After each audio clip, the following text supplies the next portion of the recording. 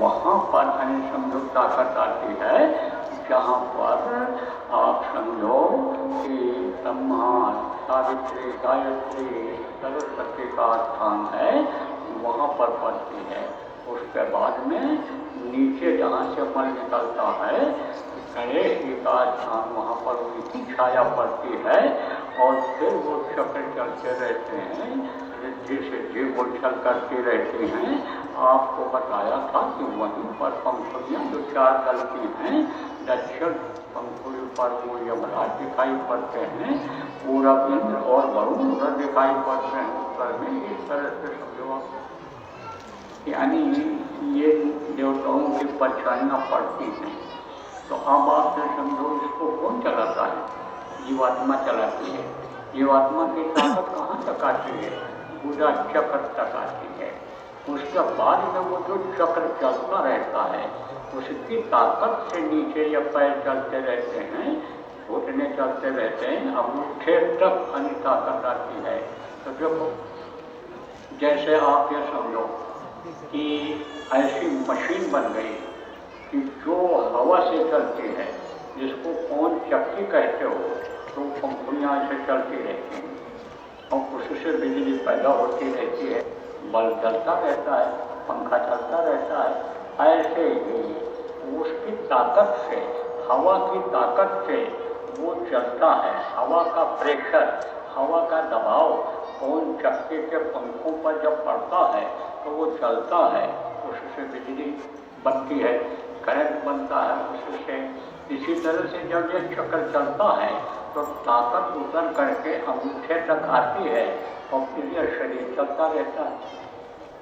ये शरीर चलता रहता है। अब ये चलता कैसे है, इसको खुराक कहाँ से मिलता है, यह मैं आपको बताता हूँ। देखो, इसमें है प्राण, 10 प्रकार के प्राण हैं। प्राणापान, ध्यान, समान,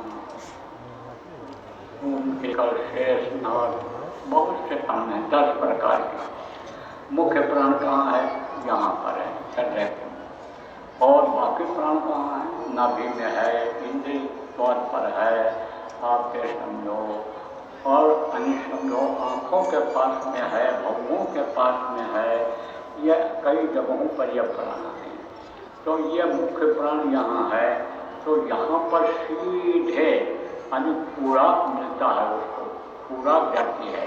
तो उसका खुराक क्या है? प्राण का खुराक क्या है? देखो, हवा में चलने के लिए, हवा में उड़ने के लिए यानी हवा की ज़रूरत होती है। तो जैसे आप देखो, हवा जैसा तेज चलती है साइकिल, बाइक, गाड़ी, तो उसमें हवा टायर में रहता है, उससे वो चलती है। आपको इसी तरह से इसको चलाने के लिए हवा की ज़रूरत होती है।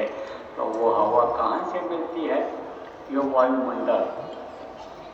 देखो, यहाँ हवा चारों तरफ फैली हुई है, चारों तरफ हवा फैली है, इससे मिलती है। तो किसके द्वारा मिलती है? ये जो नाक के जो सुराख हैं, इसके द्वारा मिलती है। तो इससे ये सुराख, नाक के सुराख हवा को वायुमंडल से ले लेते हैं और इस प्राण को देते हैं। यहाँ जो सीने में है, मुख्य प्राण है, जिसके निकल जाने के बाद फिर आप फिर समझो कि ये तो खत्म होने जाते हैं। यह पृथ्वी पर समझो सबसे बाद में पृथ्वी तत्व खत्म होता है। आप फिर समझो जल तत्व जल में मिल जाते हैं, अग्नि अग्नि में मिल जाती है, और समझो आकाश आकाश में मिल जाता है। ये तत्व फिर खत्म हो जाते हैं निकल करके, इनका स्थान है ऊपर में। तो ये जैसे हवा चलती है, कौन देवता, इनका स्थान कहाँ? ऊपर में है, जो वहीं से हवा देते हैं। तो ये सब अपने आप निकल जाते हैं। लेकिन जब प्राण निकलने का होता है, प्राण निकल जाता है, तब जब तक प्राणों को हवा मिलती रहेगी तब तक इनको खुराक मिलता रहेगा। तत्वों को एक दूसरे से सब जुड़े हुए हैं और ये शरीर चलता रहेगा। अब इसमें नाड़ियाँ 72,000 नाड़ियाँ और लाखों की संख्या में नसें हैं, जिनको डॉक्टर भी नहीं देख पा रहे हैं। मशीनें होती हैं इसको माइक्रोस्कोप इंग्लिश में कहते हैं, हिंदी में सूक्ष्मदर्शी यंत्र कहते हैं। उससे भी कुछ नसें ऐसी हैं कि जिनको नहीं देखा जा सकता है। इसीलिए बहुत से लोगों को कहा जाता है कि जब न कोई गुंजाइश हो, न बचने की उम्मीद हो, तब ऑपरेशन कराओ, नहीं तो ऑपरेशन से बचो। अब आजकल तो ऑपरेशन बहुत सरल हो गया और बेईमानी जिसके मन में आ गई, जो यही सोच लिया कि ऑपरेशन में ही पैसा मिलता है, तो वो ऑपरेशन बड़े आसानी से बता देते हैं, जबकि दवा से भी ठीक हो जाता है, बच्चा नॉर्मल पैदा हो जाता है। लेकिन जैसे अस्पताल में प्रसव कराने के लिए यानी प्रसव की पीड़ा से दुखी औरत पहुंचती है तो तुरंत कहते ऑपरेशन करा दो, ऑपरेशन होगा। ऑपरेशन जब हो जाता है तो स्वास्थ्य सही से नहीं रहता है, क्योंकि ये छोटी छोटी नसें जो कट जाती हैं फिर ये जुड़ नहीं पाती हैं, तो कोई न कोई रुकावट बाधा आती रहती है। खून के सप्लाई में, पानी के सप्लाई में, जो अलग अलग जिनकी सप्लाई है, हवा की सप्लाई में दिक्कत आती है, तब वही आदमी अस्वस्थ हो जाता है, सुस्त हो जाता है, चुस्ती खत्म हो जाती है, दिल दिमाग उतना बढ़िया से काम नहीं करता है, फ्रेश नहीं रहता है। तो आप समझो कि बहुत पतली पतली नसें हैं और कोश है। कोश किसको कहते हैं? कोश कहते हैं कि जो चैतन्यता लाता है, विवेक जगाता है, जो आप समझो कि चैतन्यता लाता है। जैसे जब सो जाते हो तो होश नहीं रहता है और कोई जगाता है तो जग जाते हो। चैतन्यता किससे आती है? होश से आती है। वो उसको होश कहा गया है। फौरन जग जाते हो और वो होश अगर न रहे या वो होश का सिस्टम बिगड़ जाए तो बहुत से लोगों को ऐसे हिलाते रहो जल्दी आँख खोल ही नहीं पाते। कुछ लोग ऐसे हैं कि बड़े धीरे से ऐसे बोल दो तो फट से आँख खोल देते हैं। उनका वो होश में जगाने वाला है, बहुत तेज है, बहुत फास्ट है, तो कोश होते हैं। और ये कमल होते हैं अंदर में जो शरीर को चलाते हैं। ये कमल जब रुक जाते हैं तो वो अंग शून्य पड़ जाता है। मरते समय क्या होता है? खिंचाव होता है, सिमटा होता है। तो नीचे अंगूठे से सिमटाव पहले शुरू होता है तो वो स्थान तक शून्य पड़ता चला जाता है। फिर ये घुटना तक का सिमटाव तो उधर शून्य हो गया। फिर नीचे से अगर फिर नीचे से ऊपर जब यहाँ आए जहाँ से मल निकलता है, लेटरिन करते हो, वहाँ जो कमल है वो रुक जाता है तो वो शून्य पड़ जाता है स्थान। फिर उसमें कोई चैतन्यता नहीं रहती है, टट्टी पेशाब होता है। तो वही कमल जो चलते रहते थे वो रुक गए। तो जब जिंदा रहता है तो कमल का जो पत्ता है उसको ऊपर की तरफ रहता है और जब स्थान शुद्ध होता है तब वही कमल के पत्ते नीचे आ जाते हैं। और जब आप समझो कि आदमी जिंदा रहता है तब एकदम से कोमल खिला हुआ पत्ता दिखता है और उसके बाद में जब मरने का समय आता है, सिमटा होता है, तो वही मुरझाए हुए पत्ते हो जाते हैं। बस खिंचाव हुआ तो वहाँ से ये बुरा चक्र रुका, वो कमल रुका, फिर उसके बाद में इंद्रिय वाला रुका और फिर उसके बाद में आपका नाभि वाला रुका और फिर हृदय वाला रुका और फिर यहाँ कंठ तक का ये सब स्थान शून्य हो गया। तब अंदर में कोई भी अन्न नहीं जाता, पानी भी अंदर नहीं जाता है। जब तक नीचे के स्थान शून्य रहते हैं तब तक आप समझो डाल दो कोई चीज़ तो पेट में यहाँ चला आता है, लेकिन जब ये शून्य हो गया तब रुकावट आ जाती है। फिर अंदर नहीं जाता है। सीने में आ गया तो फिर यहाँ तक आएगा और कंठ में अगर अन्य समझो कि कंठ चक्र रुक गया तब कुछ नहीं अंदर जाता है। तब उसी समय पर ये जीवात्मा अपनी जगह से खिसकती है और फिर कहाँ जाती है, अंदर में मृत्यु कमल है, मृत्यु कमल पर जब जाती है तब पापी कुकर्मी जीवों के अन्य प्राण और जीवात्मा को वो समझो क्या करते हैं, यमराज के दूत ऐसे खींचते हैं, इसे बड़ी तेजी से, बड़ी छटपटाहट होती है और बस फट से ऐसे चेतनता आती है और उसके बाद इसका आदमी का आँख बंद हो जाता है।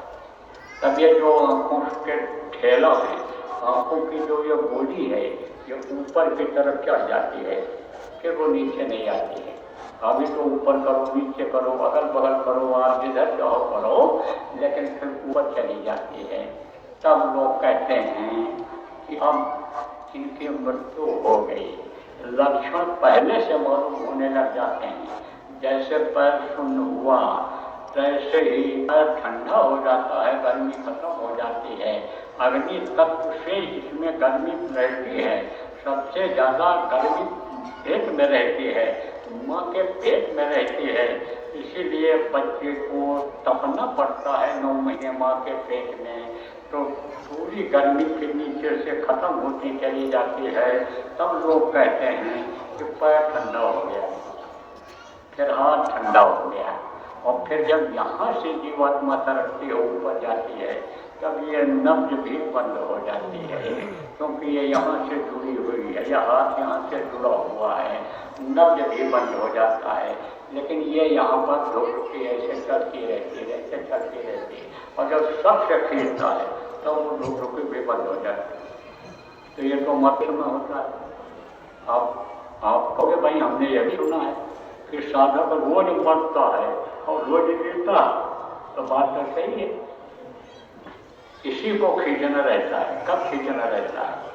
ध्यान के समय में प्रेमी, जब ध्यान लगाया जाता है तो नीचे से पूरी याददाश्त को ऊपर लाया जाता है। अभी जो है आपका मन इधर चला जाता है, पैर की तरफ, टट्टी पेशाब की तरफ, खाने की तरफ, पेट भरने की तरफ अभी चला जाता है। तो इसीलिए जो इस जीवात्मा के ताकत के साथ मन है, कल सुबह बता दूंगा मन कौन है, अब इतना समय नहीं है क्योंकि नामदान भी देना है। तो अब आप ये समझो कि मन चलाता है, लेकिन जब खिंचाव होता है इधर मन का, तब वो समझो उधर से ध्यान हट जाता है। लेकिन मरते समय ये प्राण नीचे के जो 5 प्रकार के हैं वो भी ऊपर आ जाते हैं और इसमें नहीं आते हैं। किसने साधना करनी है?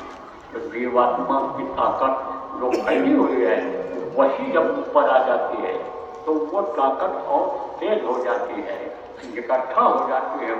जैसे ये सूरज की किरणें हैं, सूरज की किरणें फैली हुई हैं और एक आतिशी शीशा होता है, उसको और सूरज के सामने आप लगा दो तो उस फैली हुई जो बैनी पीला लाल जो सात सतरंगी ये किरणें हैं, ये सब इकट्ठा हो जाती हैं। पीला, नीला, हरा, लाल, तो सफेद, ये सब जो किरणें हैं ये सब इकट्ठा हो जाती हैं।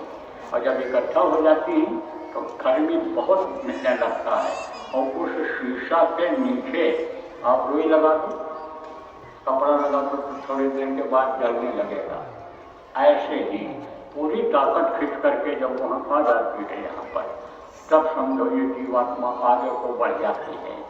लेकिन ये जो आप समझो कि चैतन्यता रहती है वो खत्म नहीं होती है, तो वही चैतन्यता फिर वही प्राण उसको खींच करके ले आते हैं और कुछ दूर तक जीवात्मा को याद रहता है कि हमारा देखो वो शरीर बैठा हुआ है।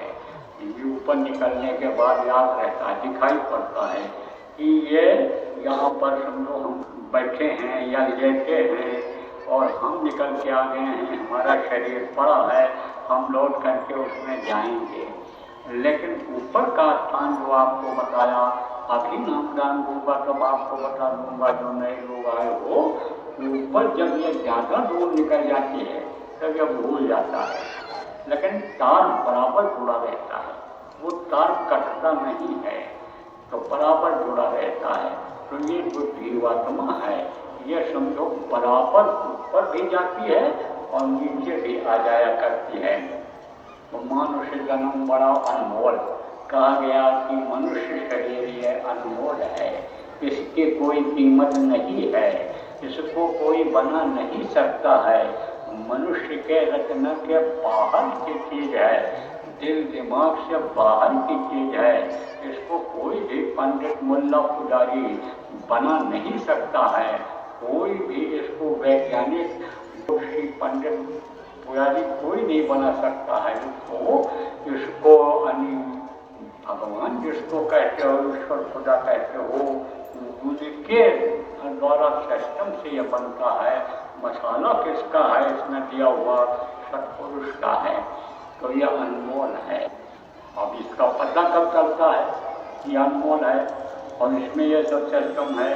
तो कहा कि मानव जन्म बड़ा अनमोल और सदगुरु मिले तब दिया भेद खोल।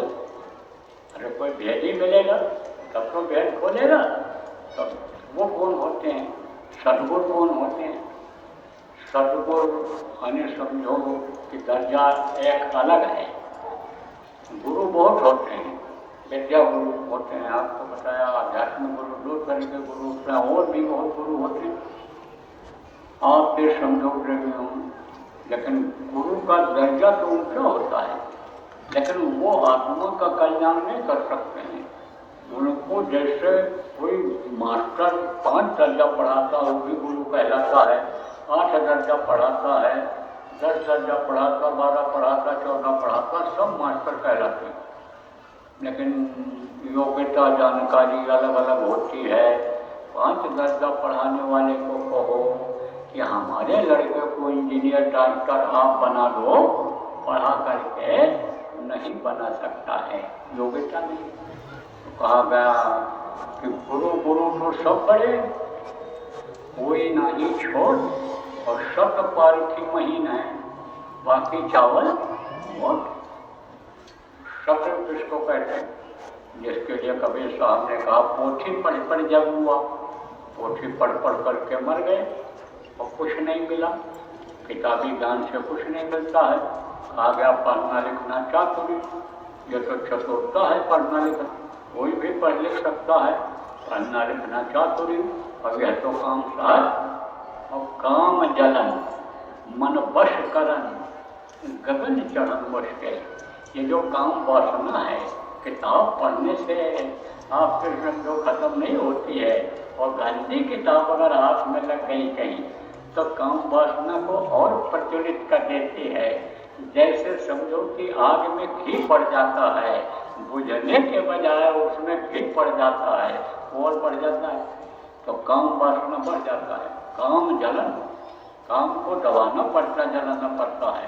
काम जलन मन वश करन, मन जल्दी वश में नहीं होता है। अरे बड़े बड़े पंडित जोर लगाया, नहीं भूत मन वश में आया, लाख करो तदबीर प्यारे गुरु बिना।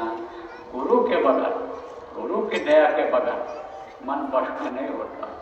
गुरु के पास होती है सुनती, नहीं तो यह मन चुमकी की तरह, यह मन गेंदे की तरह उछलता रहता है। जैसे गेंदे को जमीन में पटको, गेंदे को दीवार में मारो, तो फिर वापस आएगा, वो और ऊपर जाएगा। नीचे पटकोगे तो फिर रुक जाएगी, नीचे रखोगे तो फिर रुक जाएगा, ऊपर बढ़ेगा।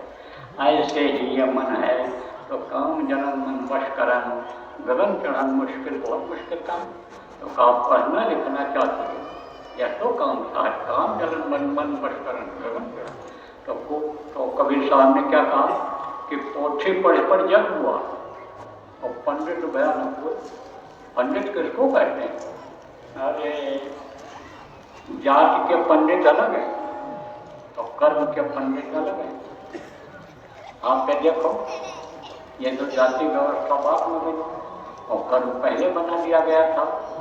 तो ब्राह्मण क्षत्रिय पर शूद्र ये जातियाँ बनाई गई, अब कोई कहीं जन्म ले लिया तो वो कर्म जो करता रहा, संस्कार तो उसका है, लेकिन अगर उसके अंदर सुधार आ गया, अगर वो छल कपट दम पाखंड से दूर हो गया, लोभ लालच से अगर दूर हो गया, निर्मलता अगर आ गई, तो निर्मल मंजन तो मैं पाओ, वहीं कपट छच्छे न भावा निर्मल तो आजादी को पसंद, वो मतलब ये उनको पसंद कर लेता, वो शक्ति दे देता है, बैठ जाता है आकर के अंदर में। लेकिन आपके सब लोग के कर्म उस तरह का होना चाहिए, तो कर्म के अनुसार ही यानी समझो पाप और पुण्य लगता है, पाप और पुण्य और ये कर्म के अनुसार लगता है। तो कहा कि समझो पोथी पढ़ पर जब वो पंडित भयानक हुए और 2.5 अक्षर प्रेम से पढ़े तो पंडित हो। पंडित किसको कहते हैं? विद्वान हो। और विद्वान कौन होता है? ब्रह्म जाना सब ब्रह्म, किताब पकड़ के वाला विद्वान अलग होता है, और जो ब्रह्म को जान लेता है वो ब्राह्मण कहलाता है, वही विप्र होता है। लेकिन किताबों ज्ञान से नहीं होता। बिन गुरु मिले न ज्ञान, अगर गुरु के ये ज्ञान नहीं हो सकता है, और अगर ऐसा होने को होता तो ये यूनिवर्सिटियाँ, विद्यालय, स्कूल क्यों खोले जाते, लाइब्रेरियाँ खोल दी जाती जगह जगह पर, पढ़ करके वही विद्वान बन गए थे। ऐसा नहीं होता। लाइब्रेरियों में भी ट्यूटर रहते हैं, बताने वाले पढ़ाने वाले लाइब्रेरियों में ही रहते हैं, तब पढ़ाई समझ में आती है। तो जरूरत है इसकी गुरु की, चाहे भौतिक विद्या सिखाने वाला गुरु हो, चाहे आध्यात्मिक विद्या सिखाने वाले गुरु हो, गुरु की जरूरत होती है। गुरु को बहुत प्रकार के बताए गए, माता पिता को भी गुरु बताया गया, जो नाम रखते हैं उनको भी गुरु बताया गया। आप ये समझो प्रेमियों कि जो दुनिया की चीज़ों की पहचान कराते हैं उनको भी गुरु बताया गया। राम कृष्ण का सुमिरन कराते हैं, कंठी बांध देते, छाव लगा देते हैं, उनको भी लोग गुरु कहते हैं। ओंकार से जो नाता जोड़ने का तरीका बता देते हैं, उनके दर्शन का जो भेद बता देते हैं, वो भी गुरु होते हैं। ये 6 तरह के बताए गए। लेकिन 7वां गुरु शत शब्द लखावा, और यहाँ का जीव कहाँ पहुँचाओ, तो वो गुरु क्या कहना? गुरु गुरु जो सब बड़े कोई नहीं छोड़, और शब्द पार के महीन है, वो महीन काम करते हैं। जैसे कोई मोटा काम करता है, सोनार है, और कोई महीन बढ़िया जेवर बनता है तो महीन वो कहलाता है, काबिल है। ऐसे है सोनार सोनार है, ऐसा लोहार लोहार है। लोहार ही जो है हवाई जहाज भी बनाते हैं, और लोहार ही समझो बैलगाड़ी का भी सामान बनाते हैं, हल जोतने का भी वही बनाते हैं, जो फाल वगैरह होता है ट्रैक्टर का होता है, ऐसे अलग अलग होते हैं। तो शब्द पार के महीने हैं, और बाकी क्या हो ये हमें तो शब्द। तो गुरु कैसा होना चाहिए? गुरु शब्द भेदी होना चाहिए, जिसको शब्द की जानकारी हो, ऐसा गुरु करना चाहिए। आप ये समझो शब्द पारखी हो, शब्द को जानता हो, पकड़ता हो, ऐसा गुरु करना चाहिए। और जब तक ऐसे गुरु न मिले तब तक तो जहाँ जैसा संस्कार होता है, जो जहाँ पैदा होता है, खानदान के लोग जिसको गुरु बना लेते हैं उसको वो भी गुरु बना लेता है। दत्तात्रेय ने 24 गुरु किया था, कहा कि जब तक गुरु मिले नहीं सोचा तब तक गुरु करो 10 पाँचा। लेकिन सच्चे गुरु समर्थ गुरु मिल जाते हैं जब उस प्रभु का भेद बताने वाले मिल जाते हैं। और घर में घर दिखलावें, धुन शब्द 5 बतलावें, वो जो ध्वन्यात्मक 5 नाम बताने वाले गुरु मिल जाते हैं तो अंतर में ही बोध करा देते हैं। अब जो वो फकीर ने कहा कि यानी ना खुदा मंदिर में देखा, ना खुदा मस्जिद में है, और शेख जी से पूछो दिल की आड़ है, तब वो दिखाई पड़ जाता। देखा जब कबीर साहब ने, तब कहा जो दिल माही तेल है, जो चकमक में आ तेरा साई जिन्हें जान सके सो जान। कहा जैसे चकमक में आग होती है, जैसे तेल में तेल होता है, बाहर से नहीं दिखाई पड़ता है, लेकिन जब उसको पेरते हैं और जब तेल निकलता है तो मालूम पड़ता है इसमें तेल है। ऐसे ही इस मनुष्य शरीर में ही है खुदा, भगवान, गॉड, उसका दर्शन इसी में होता है। तो इसका भेद कौन बताता है? सदगुरु बताते हैं। सदगुरु खोज रे प्यारे, जगत में दुर्लभ जतन यही। ऐसे गुरु को खोजना मुश्किल है। इस समय पर जल्दी लोगों को विश्वास नहीं होता है। तो उसका मुख्य कारण क्या है? कारण यह है कि करते नहीं है उस चीज़ को जो गुरु बताते हैं, उसको करते नहीं हैं। अगर अनुभव हो जाए, उनको अंतर में कुछ दिखाई सुनाई पड़ जाए, गुरु का रूप अंतर में दिखाई पड़ जाए, तो अभी उनको विश्वास हो जाए। लेकिन वो तो तुरंत का तुरंत चाहते हैं, तुरंत का तुरंत चाहते हैं कि तुरंत फायदा हो। और वैसा होता नहीं। क्यों नहीं होता? क्योंकि कर्म होते हैं, इंद्र के कर्म होते हैं, संचित कर्म जो पहले जन्म में किया। आपको नहीं पता है कि आप पहले जन्म में भी कहीं थे। कहाँ थे? कीड़ा थे, मकोड़ा थे, सांप थे, गुजर थे, कि आसमान के उड़ने वाले पक्षी थे, या नरकों में पड़े गोता खा रहे थे, या स्वर्ग वैकुंठ में थे। कहाँ थे आप? आपको कुछ नहीं पता है। लेकिन पिछले जन्म में कहीं रहे, तो वो जो कर्म पिछले जन्म में हो गया, वो तो हो गया। कुछ अच्छे कर्म थे कि जिसकी वजह से यह मनुष्य शरीर मिला, लेकिन वो कर्म कुछ और भी हैं। आपके समझो कि जो आपके काम में बाधा डालते हैं, जो आपका मन खराब करते हैं, जो आपको तकलीफ देते हैं, तो जब समर्थ गुरु में जाते हैं, सच्चे गुरु जब मिल जाते हैं, तो क्या करते हैं? आपको बताया अभी नहीं पिछले सत्संगों कि जीवात्मा की जो डोर है वो किसके हाथ में चली गई? काल भगवान ईश्वर जिनको कहा गया, वो मांग करके लाए सत्पुरुष से, वरदान में आई है जीवात्माएं, और उसकी जो डोर है, उसका जो तार है, वो किसके हाथ में चला गया? वो चला गया काल भगवान के हाथ में। तो अब वो नहीं चाहते हैं काल भगवान कि जीवात्माएं फिर वापस जाना, वो सब चली, ये सब चली जाएंगी, तो उनकी ये सब व्यवस्था खत्म हो जाएगी। इसलिए वो अपने हाथ में रखते हैं और घुमाते रहते हैं।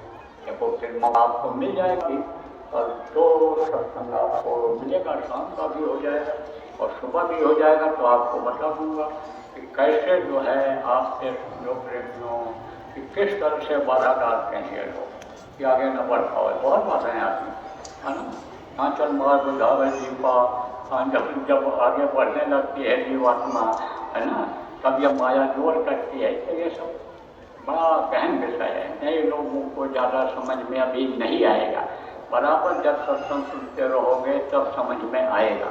लेकिन मोटी बात आप ये समझो कि काल के हाथ से जो समर्थ संत होते हैं, गुरु होते हैं, वो जीवात्मा की डोर को अपने हाथ में ले लेते हैं।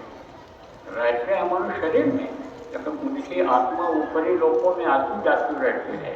तो ऊपर में गुरु स्थान है, गुरु पद है, वहीं पर लेकर के उसको बांध देते हैं जीवात्मा के डोर को, और फिर उन कर्मों को कटवाते हैं। वो उनके पास जो लेखा जोखा होता है, लेखा जोखा उसके पास सब है।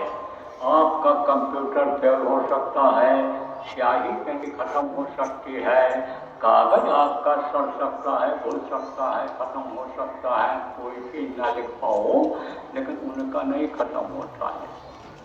कहा राम झरोखे बैठकर और सबका मुजरा है, और जाति जैसी चाकरी वह को वैसा दे, वो सबका हिसाब रखता है। क्या करते हैं?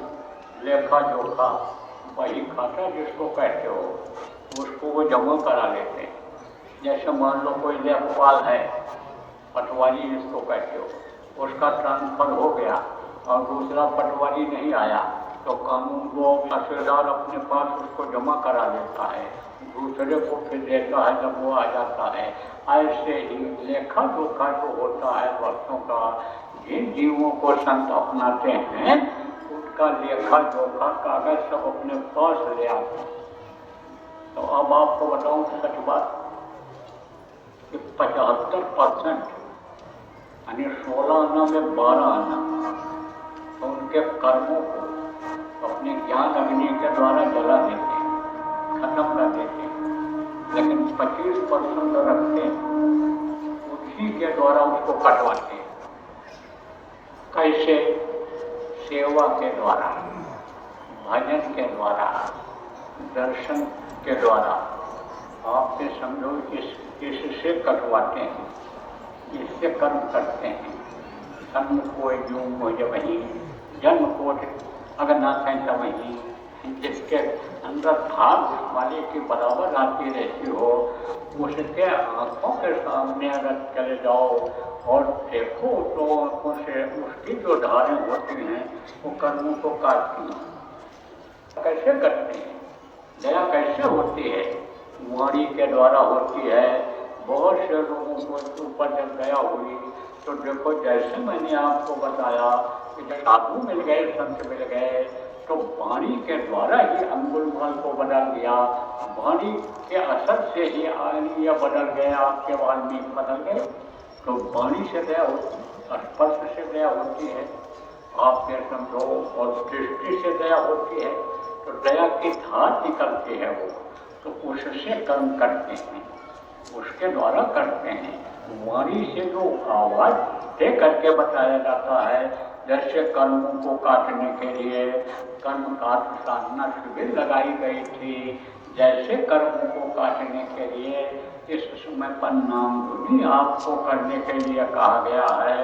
जो गुरु पूर्णिमा तक नाम धुनी करनी है, 4 घंटे की, 8 घंटे की, 24 घंटे की, 48 घंटे की, 72 घंटे, 120 घंटे की, यानी 24 घंटे की करो, एक दिन रात आप ये समझो कि 48 घंटे की, यानी समझो करो आप 3 दिन की, 5 दिन की करो, और आप ये समझो 9 दिन की भी आप कर सकते हो।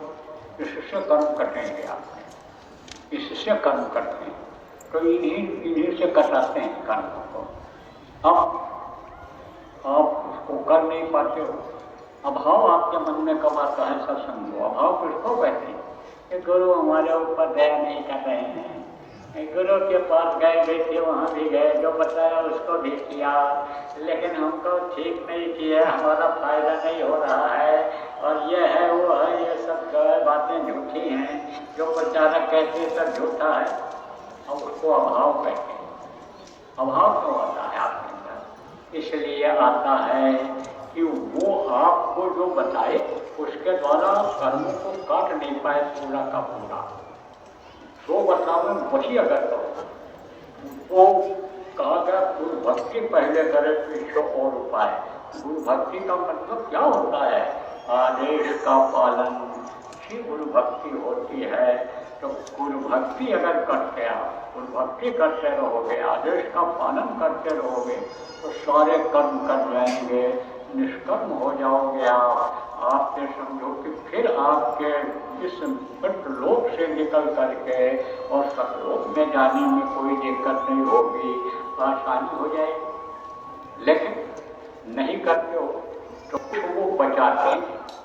जो कर्म होते हैं कुछ थोड़े बहुत अच्छे, उसको बचाते हैं। किसके लिए बचाए रखते हैं? उनको आप देख नहीं पाते हो कि हमारे पास कितना अच्छा कर्म है, कितना बुरा कर्म है। पहले के समय में लोगों को मालूम हो जाता था, लेकिन इधर यानी समझो कि करीब 400-500 वर्षों से यानी मालूम नहीं होने देते, क्योंकि जब मालूम हो जाता था हमारे अच्छे कर्म हैं, तब लोग जो है श्राप देने लग जाते थे। किसी के मन खिलाफ हो गया तो उसको श्राप देने लग जाते थे, तो वो कर्म सब उसके खत्म हो जाते थे।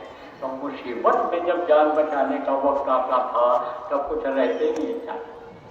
गुरु उन कर्मों को अपने पास सुरक्षित रखते हैं, और जब जान जाने को होता है तब उन कर्मों का इस्तेमाल करते हैं, उससे बचाते हैं। गुरु महाराज ने बचा दिया, नहीं तो गाड़ी के नीचे आ गया होता मैं, गाड़ी के सब सूख गया होता, अगर चला गया होता तो मार काट हो रही थी, उधर गोली चल रही थी, गोली हमको भी लग सकती थी। जुनून में सवार थे लोग, जुनून सवार था, गोली मार रहे थे, कत्ल कर रहे थे, चाकू मार रहे थे, बचा लिया गुरु ने हमको। तो जान बचाते हैं उन कर्मों से। इसलिए प्रेमियों अभाव नहीं लाना चाहिए। तो अब आपके समझो कर्मों का बोझा आ जाता है तो कर्म किससे काटा जाता है? कर्म यही सुमिरन ध्यान भजन जो बताया और सेवा का जो आपको बताया और दर्शन सत्संग सुनने का जो बताया, बराबर सुनते रहो, दर्शन स्पर्श करते रहो, प्रेमी प्रेमी से मिलते रहो, साधक साधक से मिलते रहो। ये जो आपको बताया इससे कर्म कटते हैं। तो आप समझो प्रेमी क्या रस मैं आपका नहीं लूँगा, आपको नामदान दूंगा। नामदान क्या होता है? नए आदमी जो आप पाए हो, देखो आपको बताता हूँ, ये जितने नाम इस समय मुँह पर लेने वाले हैं, मुँह से लेने वाले हैं, ये किसके नाम हैं? ये देहधारियों के नाम हैं। देहधारी किसको कहते हैं? जो मनुष्य शरीर में पैदा होते हैं, काम वैसा करते हैं कि उनको लोग भगवान मानने लगते हैं, देवता उनको मानने लगते हैं, लेकिन उनका नाम जो माँ बाप परिजन रखते हैं वो भगवान का नाम नहीं है। न राम नाम है, न कृष्ण नाम है, न महावीर नाम है, न बुद्ध नाम है, न अल्लाह नाम है, न खुदा नाम है। ये सब नाम उनका नाम नहीं है जो लोग आज पुकारते हैं। नाम ये जो पुकारते हैं यानी समझो ये सब किसका है? मुसलमानों का खुदा, रब, अल्लाह, ये सब ऊपर का है। लेकिन यह और जो नाम लेते हैं लोग तो मुँह से जैसे हजरत मोहम्मद साहब, उनको लोग खुदा मानते हैं। लेकिन ये हजरत मोहम्मद साहब या मोहम्मद कोई नाम भगवान का नहीं है, वो ध्वन्यात्मक नाम नहीं है। ये जो है वर्णात्मक नाम, वर्णात्मक नाम मुँह से लेने वाला नाम होता है, वो वर्णात्मक नाम कहलाता है। लिखन पढ़न और कान में आया सो वर्णात्मक गाया। तो नाम कौन सा है? उद्धार करने वाला, निज घर पहुँचाने वाला, सतपथ पर चलाकर सत्य का संग कराने वाला कौन सा नाम है? कोट नाम संसार में ताते मुक्त न होए, और आज नाम जो गुप्त जब बिल्ला समझे आज नाम एक ही नाम चला रहा है, जो उस समय था वही नाम चला रहा है आज तक। उसमें कोई अंतर नहीं, कोई फर्क नहीं है, कोई बनावट उसमें नहीं, छोटा बड़ा कोई नहीं कर पाया। और जब तक धरती आसमान देवी देवता रहेंगे ये छोटा बड़ा नहीं होगा। ऐसे कैसे रहेगा? 5 नाम है इस समय और बाकी नाम ये बदलते चले गए, बाकी रूप बदलता चला गया चेहरा। जैसे राम का चेहरा अलग था, कृष्ण का अलग था, और मोहम्मद साहब का अलग था, आपके जो है मसीह का अलग था, और आपके समझो कि महावीर का अलग है, बुद्ध का अलग है। ऐसे चेहरे अलग अलग थे, अलग अलग थे, सब लोग के अलग है। परशुराम का चेहरा अलग था। यह सब श्रेणी में आए हैं, लेकिन ताकत लेकर आए थे। राम भगवान को भी परशुराम से धोखा लेनी पड़ी थी रावण को मारने के लिए। तो ये सब भगवान की श्रेणी में, जिनको भगवान कहा गया उस श्रेणी में आए। तो ये कौन सा नाम है? ये आदि नाम, गुप्त जप। आदि नाम कौन सा है जिसको गुप्त जपना चाहिए? वो है 5 नाम, जिसको सभी संतों ने बताया है। 5 नाम का सुमिरन करे, कहाँ संत सब बहुत से करे, वही भवसागर से पार हो सकता है। भवसागर किसको कहते हैं? जहाँ हंसते हो, रोते हो, जहाँ रोज खाते हो, रोज कष्टी कर जाते हो, जहाँ बच्चा पैदा करे हो, यही है। जहाँ जीते मरते हो, यही है भवसागर। तो भवसागर से पार करने वाला नाम कौन सा है? वो नाम अभी आपको बताऊंगा। तो स्वामी जी महाराज ने कहा कि कलयुग योग यज्ञ नहीं जाना, कलयुग में योग यज्ञ करके कोई भी पार नहीं हो सकता। रोक लगा दिया गया इस पर। अब बस कोई कहे शाम लोग हर लोग कुंडलियों को जगह करके हम आत्मा को वहाँ पहुँचा देंगे तो बहुत समय लग जाएगा। ईश्वर संग में भी आपको बताया गया है कि कलयुग में केवल 100 वर्ष की उम्र रह गई, त्रेता में 10,000 वर्ष की थी, द्वापर में 1000 वर्ष की थी, सतयुग में 1 लाख वर्ष की थी। कैसे वो साधना कैसे पार हो सकता है? इधर जो है आप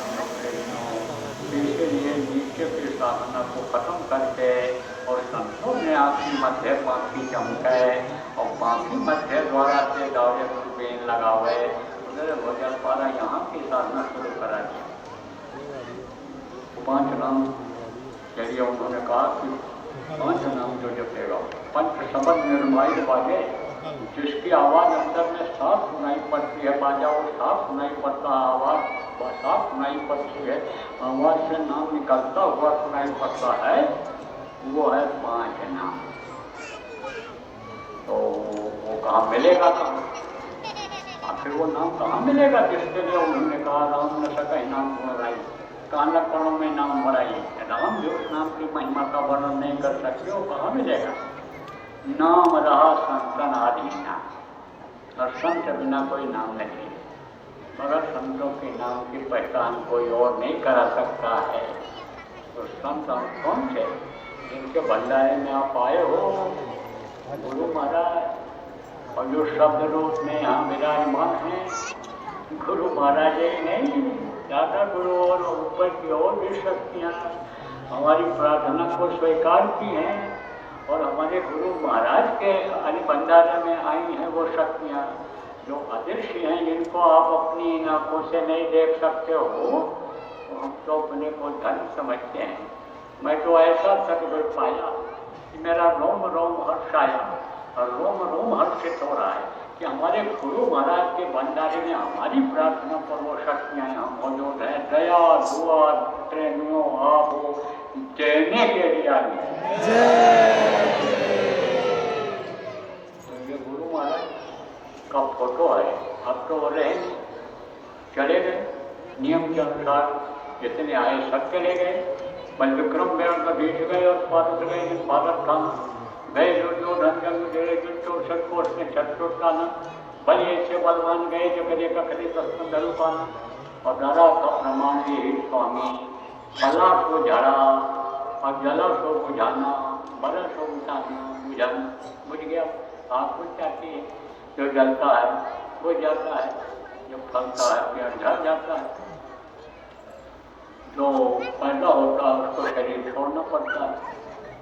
तो ये परंपरा संतों की रही है कि जब उनको इस दुनिया संसार से जाने का हुआ है तब वो किसी न किसी को बता करके गए हैं कि अनुदान देंगे, नए को नामदान देंगे और पुराने की संभाल करेंगे। और यही चीज गुरु महाराज बता करके गए थे, कह करके गए कि पुरानों की संभाल करेंगे और नए को नामदान देंगे। तो पुरानों की संभाल तो बहुत कोशिश करता हूँ करने की, लेकिन कहा गया कहते करो उपाय और स्वभाव न छूटे, कहते करो उपाय स्वभाव न छूटे, और नीम न मीठा होए, चाहे घी और गुड़ से सींचो, स्वभाव बहुत देर में बदलता है, स्वभाव ऐसे जल्दी नहीं बदलता है। और किसी का अगर स्वभाव ही बदलना हो, किसी का स्वभाव ही खराब हो गया हो, किसी का संस्कार ही खराब हो गया, उसका मन गंदा हो गया हो, चित्त गंदा हो गया हो, तब उसके समझ में जल्दी नहीं आता है। कोई काले रंग का चश्मा का लगा ले तब सूरज उसको काला दिखाई पड़ता है, नीले रंग का लगा हुआ नीला दिखाई पड़ेगा।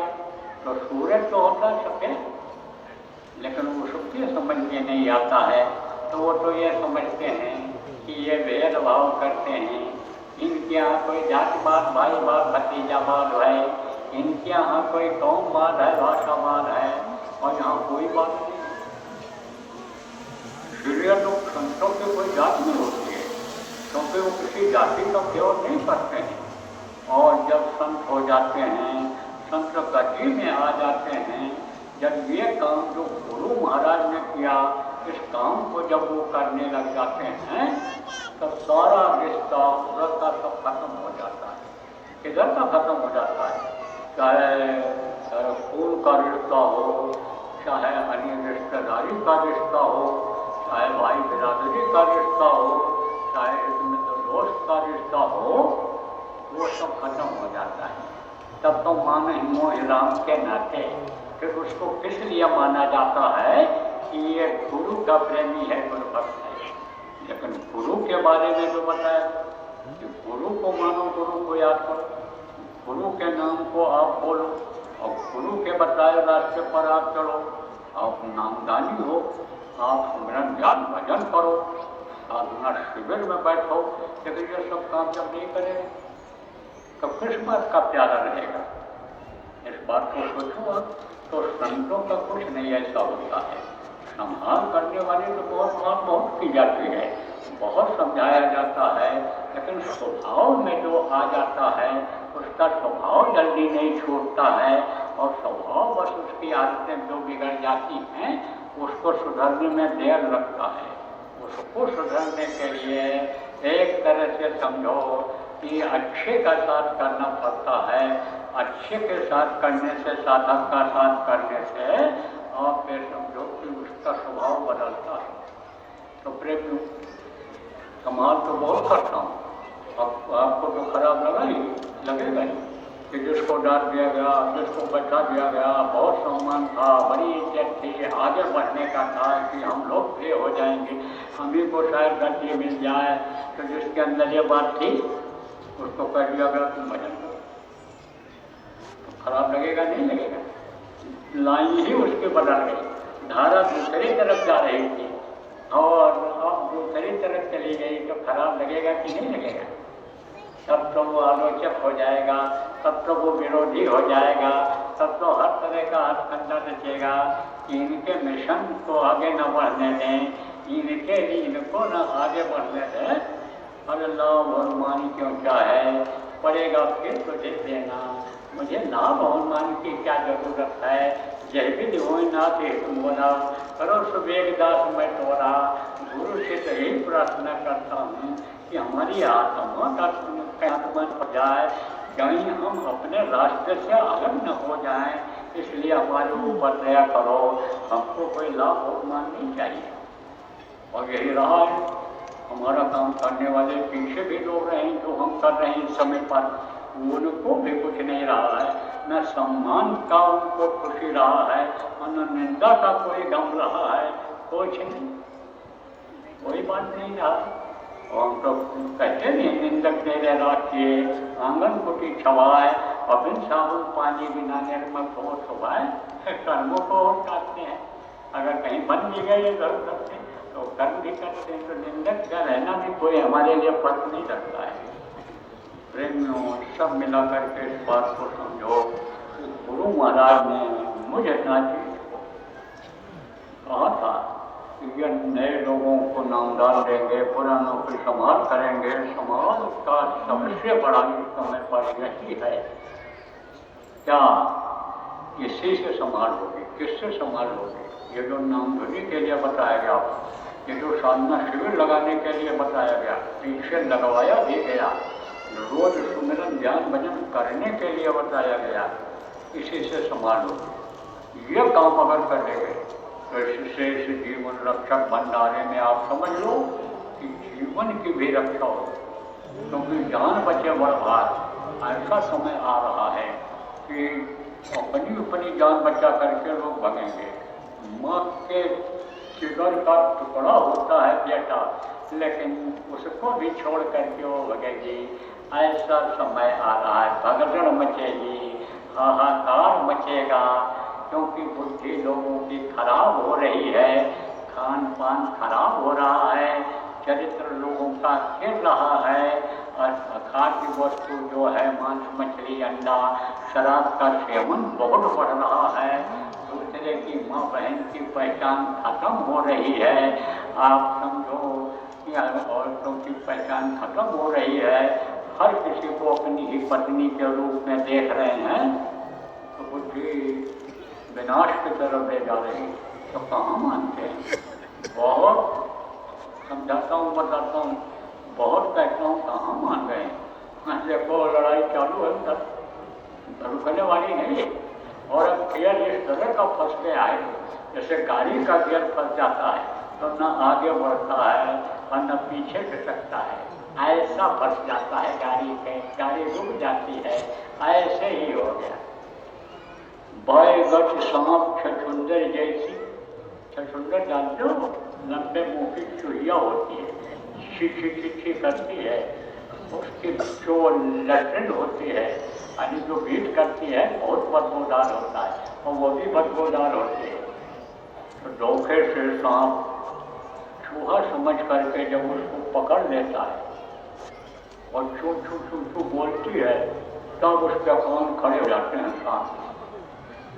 जब क्या करूँ इसको, छोड़ूंगा तो यहाँ फोड़ देगी पंजे से और निगलूंगा तो इतनी जहरीली है, इतनी गर्म है कि मैं मर जाऊंगा। तो भाई राम छछूंदर के ऐसी गति हो रही है। तो ये हमको नहीं लग रहा है कि रुकेगी लड़ाई या भी और बढ़ेगी। मुसलमानों में एक शैतान होते हैं जिनको इब्लीस कहते हैं, तो जान नहीं ले पाते हैं, वो परेशान करते हैं। ऐसे ही कुछ देशों को, कुछ देश ऐसे हैं 3-4 देश कि जो खत्म कर देना चाहते हैं, उनका मानवर्धन कर देना चाहते हैं, उनको एकदम से खत्म कर देना चाहते हैं। तो अब जब लगे हुए हैं इब्लीस तो उनको बैठने देंगे चलते, तो वो तो समझो खत्म करके ही दम लेंगे। अब ये अपने मिशन में अगर कामयाब हो गए तब ये समझ लो वही हीरो हो जाएंगे, उन्हीं की सब तारीफ करने लगेंगे, उन्हीं के पीछे या और छोटे छोटे देश वाले चलने लग जाएंगे। फिर भारत का तो कुछ नहीं होगा क्योंकि यहाँ आध्यात्मिक शक्तियाँ मौजूद हैं, यहाँ भजनानंदी मौजूद है और भजनानंदी अगर आप लोगों को बना ले गए, अगर हिंदू बना ले गए तो भारत का कोई आज नहीं माका करता है। अभी तो कुछ नहीं होगा, लेकिन जब वो हीरो बन जाएंगे तब कहेंगे यही खाली बच्चा है और इसको अब डाउन करो, तो भारत की चिंता फिकर बढ़ जाएगी, भारत देश के लोगों की चिंता फिकर जिम्मेदारों की बढ़ जाएगी। कुछ देश छोटे छोटे ऐसे हैं कि जो साथ दे देंगे और इन्हीं से बड़े देश का हीरो का टुकड़ा करवा देगा भारत। अब आप ये समझो कि फिर उनका अस्तित्व खत्म हो जाए, तो फिर एक छत्र भारत राज करेगा पूरे विश्व पर, लहर लहर लहराएगा, जग में जयगोत्रियों का झंडा लहर लहर लहराएगा। फिर जयगोत्रियों को जरूरत पड़ेगी, फिर साधकों की जरूरत पड़ेगी। वहाँ पर कहाँ पर जरूरत पड़ेगी? लड़ाई में, राय में, लड़ाई के मैदान में, तब आप क्या समझो की जरूरत पड़ेगी। लेकिन जन धन हानि होगी, तो जन धन हानि से अगर बचाना है भारत देश को, अगर जन धन की हानि से आपको बचाना है तो आप लोगों को आध्यात्मवादी ईश्वरवादी बना दो। लोग भगवान पर विश्वास करने लग जाएं जो भगवान से हट रहे हैं, लोग नामदान लेकर के भजन करने लग जाएं, नामदानी हो जाए, भजनानंदी हो जाए, तब तो बचत हो सकती है। ऐसे जो विदेशों से यहाँ पर आए हो, अपने यहाँ भी आओ, यानी समझ लो बच्चे और बच्चियों तो शुरू करा दो साधना शिविर नाम धुनी, ये अपने यहाँ भी करो, कर रहे हो।